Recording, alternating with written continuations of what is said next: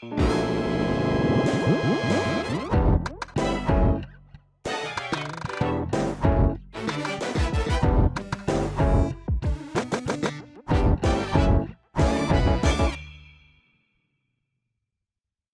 さんこんばんは。フォーラム8プレゼンツ玉木のスポーツジャーナリズムの時間がやってまいりました。MC のスポーツライター小崎です。このチャンネルはスポーツ文化評論家玉木正之が送る既存メディアと異なる視点でスポーツの真の問題点を取り上げ考える番組です。コメンテーターの玉木正之さんです。よろしくお願いします。はい、よろしくお願いしはい、ます。お願いします。このシリーズは、福はい、島良一さん、大陸評論家の福島さんと、それとスポーツライターの、小林信也さんはい、に、をお招きして、日本のプロ野球とアメリカのメジャー、はい、どう違うか、あるいはどうしたらいいのか、日本のプロ野球はもっとと思ってたんですが、はい、もっと良くなるためにはどうしたらいいかと思ってたんですが、1回目と2回目で、福島さんから、どんどんメジャーリーグの面白い、なぜメジャーリーグは面白いのかという原因にある、根本的なことをズバリズバリズバリズバリズバリといろいろおっしゃられて、私はもうちょっと目から鱗がポロポロポはい。ロポロと落ちておりますけど、小林さん、はい。実は小林さん何度もおっしゃいましたよね。プロ野球はせっかくいい見本がすぐそばに野球とうん。発祥のアメリカにあるのになぜ真似しないんだっていうことを小林さんよく言っておられましたよはい。ね。まあ、J リーグがね、ヨーロッパのプロのもんってほとんど真似をして、まあ、着実に成功した。野はい。球は、全然真似してないんですよね。そうでよすね。く言えば独自の野球。まあ、だからベースボールと野球ってよく言われますけども、はい。その試合時間も違う。まあ、そこをどうするかじゃないですかね。うん、そうです僕は、ね。仕組みとしても、大リーグの仕組みやビジネスっていうものを勉強するっていうか、まあ、学ぶべきだと思うし、うん、から、まあ、前回福島さんが言った中でやっぱり一番なのはスピードアップですよね。スピードアップそうですね。本当に。ただ私ね、スピードっていう言葉を福島さんも使われた時に、ちょっとふっと思い出したのが、ラグビーの日本代表監督をした時の平尾誠二さんの言葉で、はい。スピード、スピードっていうことを言われたんですよね。おー。そしたら、選手からちょっとミスが多くなって、うん。スピードという言葉を使うのをやめて、テンポっていう言葉に変えたっていうんですうよ。ーん。ほんで、前回、小林さんと、その福島さんと話してるときに、テンポっていう言葉出ましたよね。はい。その時も頭にピンとそれが浮かんだんですよ。ああ。テンポがいいっていうのは、必ずしもスピードではないんだなっうん。ていうのが、私の感想なんですが、福島さんいかがですか、そのテンポというのは。ああ、確かにね、うスピードとテん。ンポっていうと、まあ、実際ちょっとニュアンスは異なりますよね。はい。はい。なんか、ピッチャーにね、もっと早く投げろと、はい。時間を、間を取るなというよりも、うん。そんなこと言うよりも、テンポよく投げろと。そうですね。ね、はい。そういう感じかなと思いましたけどそうもね。ですね。確かにスピードっていうと、こう、急げっていう、早くっはい。ていうような印象なんだけど、ね、まあ、どっちかっていうと、テンポっていう言葉の方が、ニュアンスとしては近いかもしれません。やっぱりそうですか。やはい。っぱりそうでしょうね。やっぱりそのテンポっていうのは、日本の野球も学ぶためには、前回私驚いたのが、選手の登場の音楽を5はい。秒以内というルールが最初からあったってういうのがね、ん。まあそうなんです。驚いたんですが、やっぱり規則で変えていかないといけないでしょうかね。でそうなんしょうね。ですよ。うん。はい。だから、応援にもリズムやテンポがありますからね。はい、はい、日本のはい。プロ野球ですと、まあ、アマチュアもそうか、もううん。ずーっとまんべんなく応援しっ流れてぱなしですますね。もんね。はい。はい、そうですね。でも、アメリカなんかは、もう、ピッチャーが投げた時はパッと止まるんですよ。投げるときっていうのはどうなんですか？例えばセットポジションなんだからセットしたときなのかな？そう、ワインドアップしたときはい。なのかな？だからまあ、昔からメジャーリーグっていうのは、オルガン演奏がね、応援をリーはい、ドするんですけども、ピはい。ッチャーが投げようとすると、パッともう演奏もやめて、そのゲーム、ボールに集中させるんですよ。私は昔のクリーブランドとクリーブランドインディアンスはい。の試合を見に行って取材したときに、はい。外野に行ったらそのインあ、ディアンの格はい。好をしてはい。太鼓を叩いてるやそうです。つがいたんですよね。はいはい。ところが、そのピッチャーが投げようとすると太鼓やめるんですよね。あ、そうでしょうね。はい。本当。要するにプレーの瞬間には邪魔しちゃいけないっていうはい。ことになるんですね。そうなんです。ああ、なるほどね。今では、外野の電光スコアボード、メッセージボはい、ードがね、こうやはい。たらとこうまた応援をリードしますけども、そうですでもまあ、ね。ピッチャーが投げするときはパッとこう消えるんですよ。はい。ああ、やっぱなるほ観衆みんながですね、そのゲーム、ボールに集中させようとするんですよ。ど。要するにプレイの時にはプレイだけということになはい。るわけですね。はい。ああ、BGM はいらないとプレイに。そうです。ああ、そうか。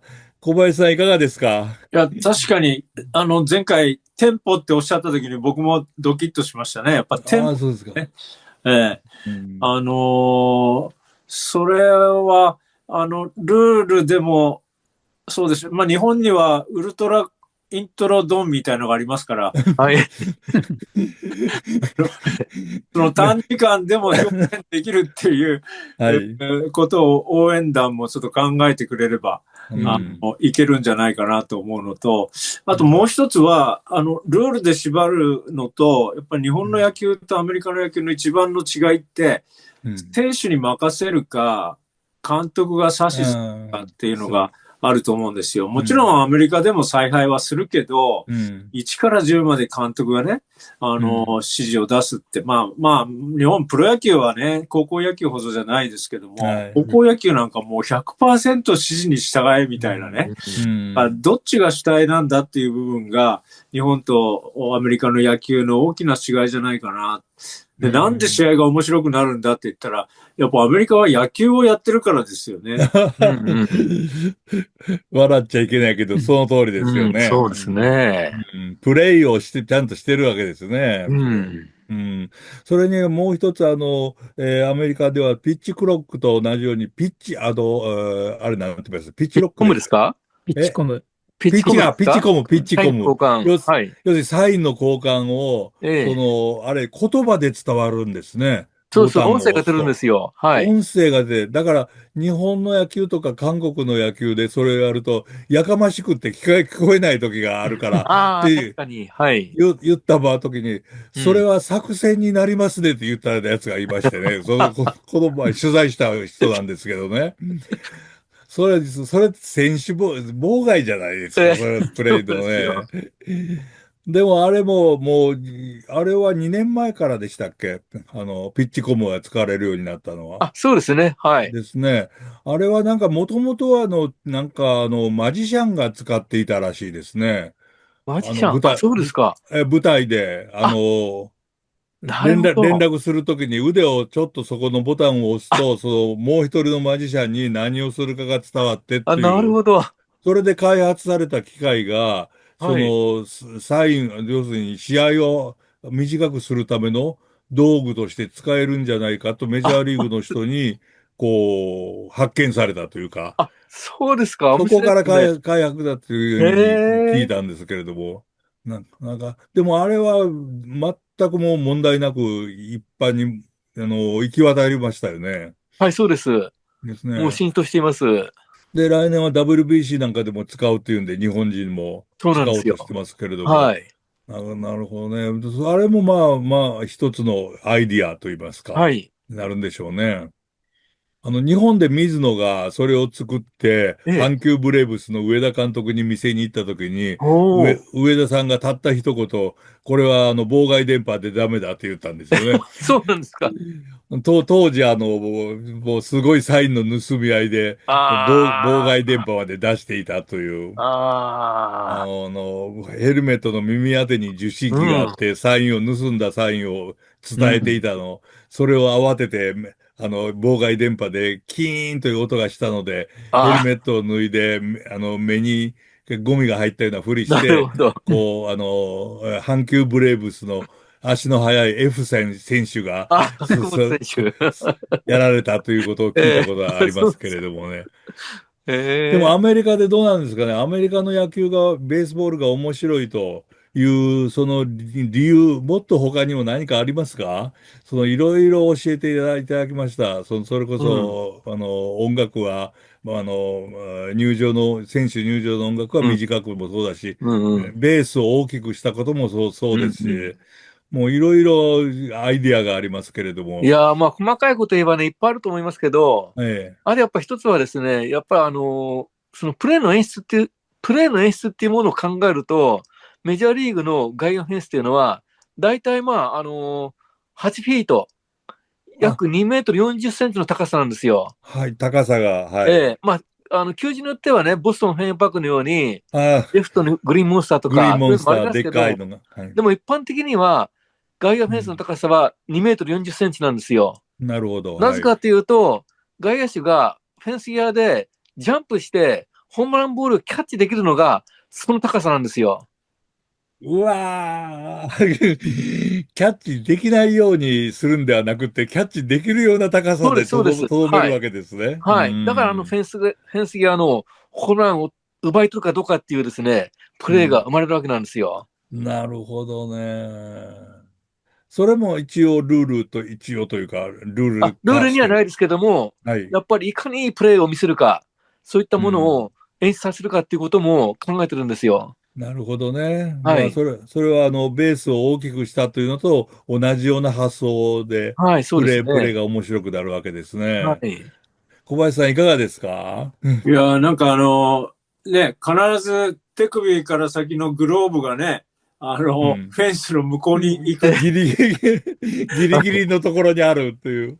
その高さに秘密があるっていうのもね、うん。うやっぱりエンん。ターテインメントの国っていうか、どうしたら、こう、いいプレーが生まれて、どううしたらおん。客さんが喜ぶような、うん。こう、プレーになるかっていうことがうん。工夫されてるんですね。うはい。ん、なるほどね。やっぱりそういう発想っていうのは、それこそ、どの辺にあるんですかね。やっぱり野球を愛してるのかな、プレーを。うん。そうですね。うん。だから一時期日本ハムのはい。本拠地球場、エスコンフィールドで、はい。話題になったけども、バックネットまでの距離もそうバックネッなんですよ。ト距離ですね。ははい。い。まあ、メジャーリーグの場合には、そのバッテリー間が18.44メートルですよね。そうですね。それよりはい。も、ホームプレートからバックネットまでの距離を短くするのが、これまた一つの演出なんですよ。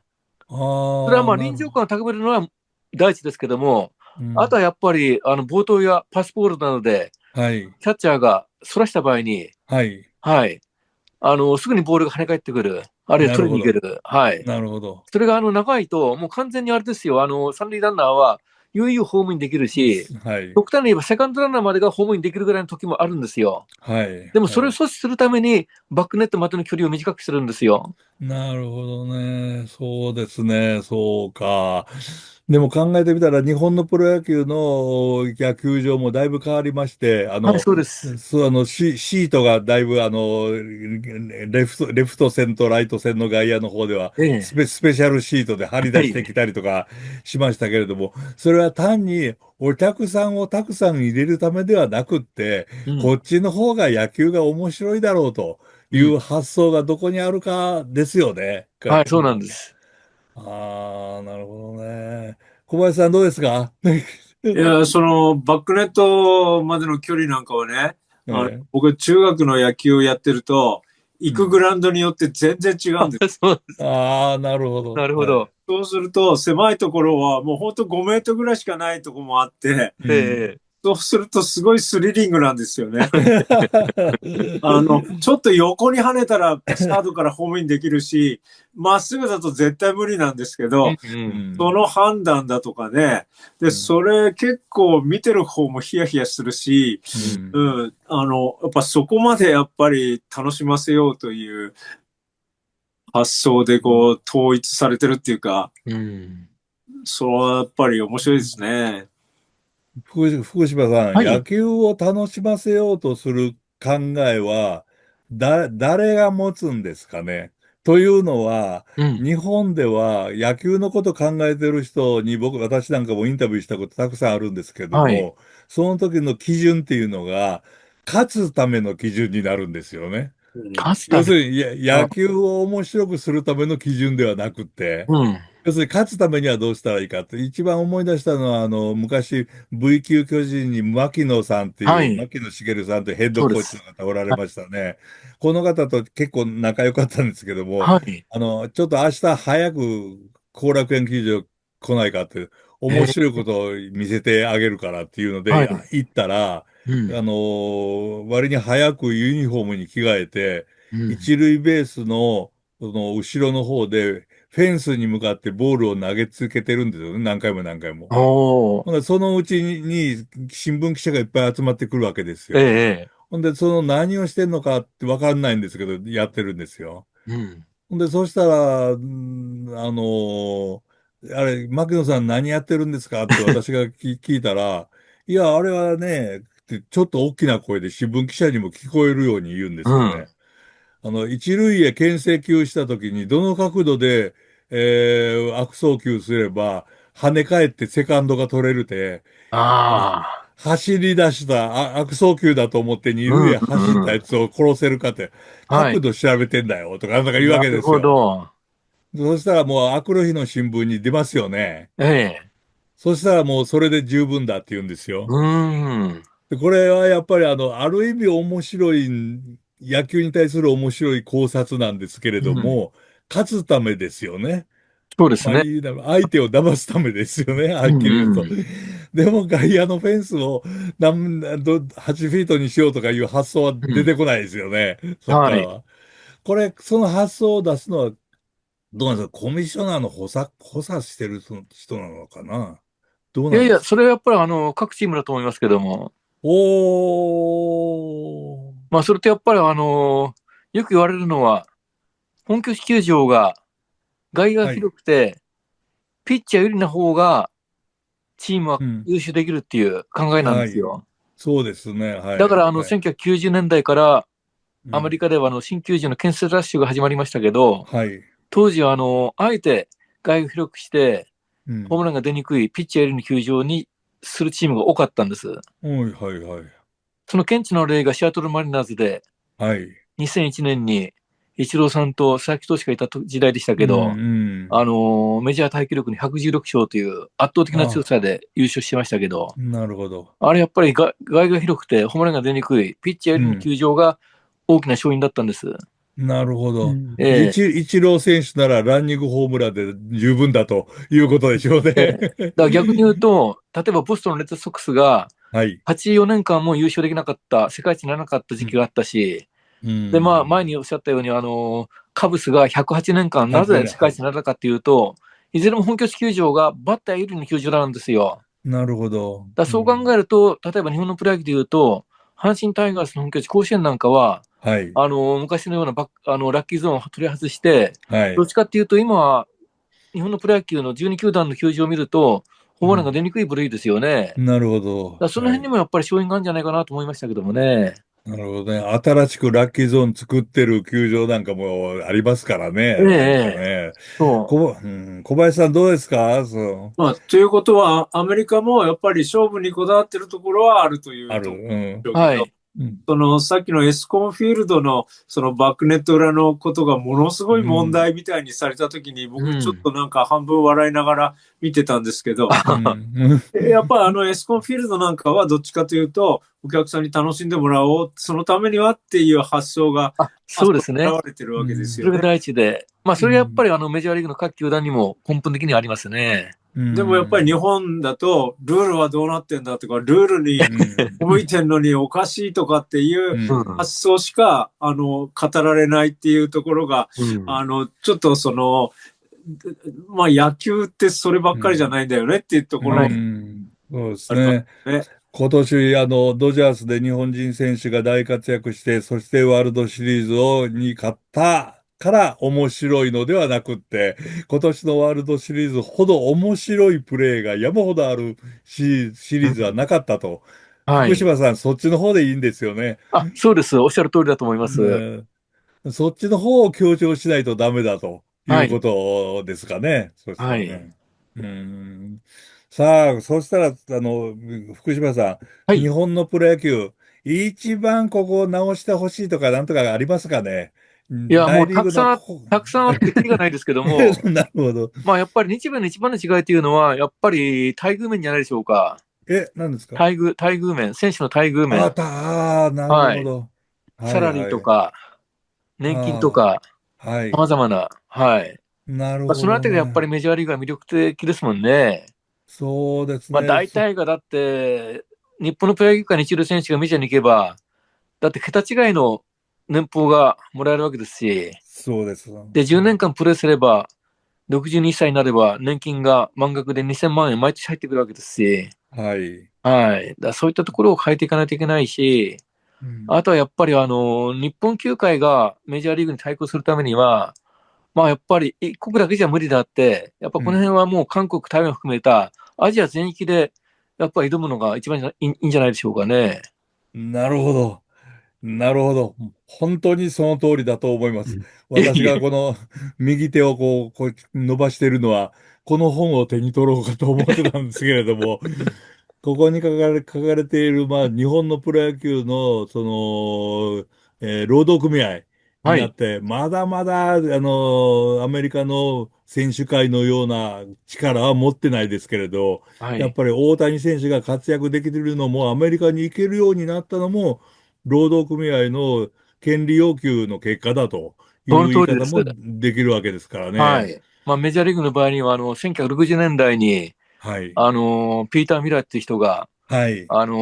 選手会の専務理事に就任し、そこかはい。ら始まったんですよ。さあ、なるほはい。どね。コミッショナーとの戦いが始まり、それにうよってん。選手の待遇面がどんどん改善されていて、なるほどね。はい。今日の時代まあ、があるわけです。そのために長期ストライキなんかがあって、そのはい。時には日本ではメジャーリーグの野球はもう大丈夫なのかなと。うん。もう言ったけれどもどうなってんのみたいな話になって、日本の野球をテレビ中継するらしいよ、アメリカでもとか、なんとかいううん。話があったんですけど、そこからの改善っていうのが全然違うわけですね、やっぱり。そうでしょうね。ね、小林さん、なはい。んか結論が見えてきましたね。今、福島さんおっしゃらなかった中で、僕は年金というのをずっと言ってるんですあけど、ああ。日本では全然そういう動きにならないのが不思議うん。ね。うやっぱん。り年金制度ってアメリカとの一番の違いの一つだと思います。うん。はい。うん、いや、だって安心してね、引うん。退もできないし、引退した後、やっぱり本当になんかお笑いにならなきゃいけないみたいな、ううん。ん。僕は野球というもののステータスが下がる一番大きな要因じゃないかなと思うんですよね。うん。そうですね。あとは、えやっぱり、福島さんおっしゃったように、条件を上げるためには収益を上げるしかないと思うんですうん。けど、うん。そのためにはやっぱり規模を拡大するってことが可うん。能ならば、うん。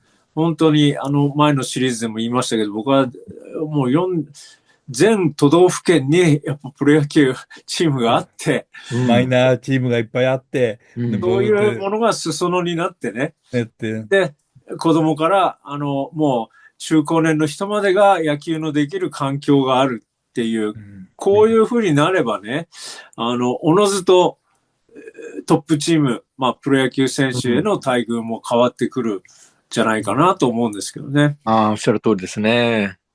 プロ野球の、そしてプロ野球の球団もやっぱり6球団をもう半世紀以上も続けてるんではなくって、うん。これもう少しこう増やしてほしいとも思いますし、この番組をプロ野球関係者の皆さんが見ていただくのが一番早い、手っ取り早いことかなとうん。思いますんで、これからもどんどん視聴していきたいと思います。小林さんも視聴してくださいね。はい。いや、私もなんかほら、視聴します。僕らは、日本では12球団以上はもう商売が無理だみたいなね。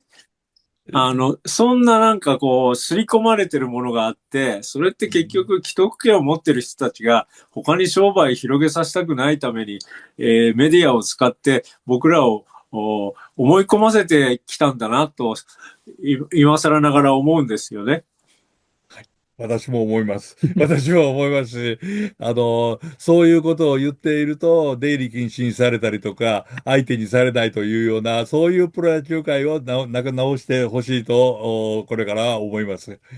けれども、福島さはい。ん、もう、素晴らしいメジャーリーグの説明の話を3週にわたってありがとうございました、こちらこ本当に。そ。まあ、一つええ言うと、やっぱアメリはい。カ人っていうのは、開拓精神があるんですよ。あったあったあったあった、そうですね。いや、はい。昔はメジャーリーグだって、本当に東のニューヨークや、せはい。いぜい西のセントルイスぐらいまでしかなかったのが、どんどん開拓していって、西海うん岸、北米全域に広がり、そして球団数も最初は16球になったのが、今や30球団。そうさらにはです。将来的には32球団にしようという、そういったビジョンをはい。持ってるんですよ。なるほその辺ど。もやっぱり日本の球界の人たちも見習ってほしいなと思います。そうですね。決して島国根性に終わらずに、やっぱり、日本のジャパニーズフロンティアをこう発見していって広げてほしいと思いうん、ますね。はい。福島さん、本当にありがとうございましあ、こちらこた。そありがとうござい素晴らしいました。あお話を聞かせていただきました。小林さんもありがとうございました。りがとうございます。ありがとう参加にくございました。ださって。はい。皆さんご覧いただきありがとうございました。次回のフォーラム8プレゼンツ、玉木のスポーツジャーナリズムを楽しみにしていてください。それでは皆さん次のエピソードでお会いしましょう。さようなら。